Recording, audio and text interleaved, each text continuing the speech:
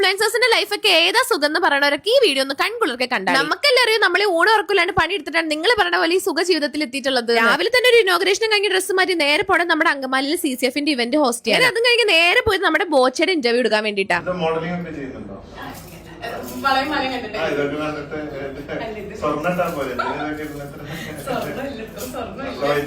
അങ്ങനെ ഇന്റർവ്യൂ കഴിഞ്ഞ ഒരു മന്ത് വെച്ചപ്പോൾ എനിക്കൊന്ന് ജീവൻ വെച്ചത്. സദ്യ ആയാലും എന്താ, സദ്യ ആയാലും എന്താ, ഓറഞ്ച് ജ്യൂസ് അതും വിത്തൗട്ട് നിർബന്ധമാണെന്ന് ഞാൻ പറയണേ നിങ്ങൾക്ക് അറിയാലോ. അതൊക്കെ കഴിഞ്ഞ് നമ്മൾ പോണത് നമ്മുടെ സാക്ഷാൽ മല്ലികാമ്മയുടെ ഇന്റർവ്യൂ എടുക്കാൻ വേണ്ടിയിട്ട്. മല്ലികാമ്മയെ പറ്റി ആരൊക്കെ എങ്ങനെ വിശേഷിപ്പിച്ചാലും എനിക്കൊന്നേ പറയാനുള്ളൂ, proud mother of Malayalam movie. മല്ലികാമ്മയുടെ വീട്ടിൽ പിന്നെ രാജുവേട്ടനും ഇന്ദ്രേട്ടനായിട്ടുള്ള ഫോട്ടോ കണ്ടിട്ടില്ല. പിന്നെ മല്ലികാമ്മയുടെ വീട്ടിൽ പിന്നെ ഇവരായിട്ടുള്ള ഫോട്ടോ കണ്ട് പിന്നെ എന്നായിട്ടുള്ള ഫോട്ടോ വെക്കൂല. എനിക്കിപ്പോ വന്ന് തീരെ ബുദ്ധിയില്ലാത്ത പോലെ എനിക്ക് തോന്നുന്നു. അങ്ങനെ ഇന്റർവ്യൂ കഴിഞ്ഞ് ഫ്ലാറ്റിലെത്തിയപ്പോഴാണ് ഈ ആഴ്ചത്തെ മഹിളാരത്നത്തിലെ ഒരു ആർട്ടിക്കിളിലേക്ക് എന്റെ കണ്ടുപോയി. ഒന്നും നോക്കിയാൽ നേരെ ഫോൺ എടുത്തിട്ട് രാഗോത്സവത്തിന്റെ പുതിയ കർണാട്ടിക് സോങ് അങ്ങോട്ട് കേട്ടു.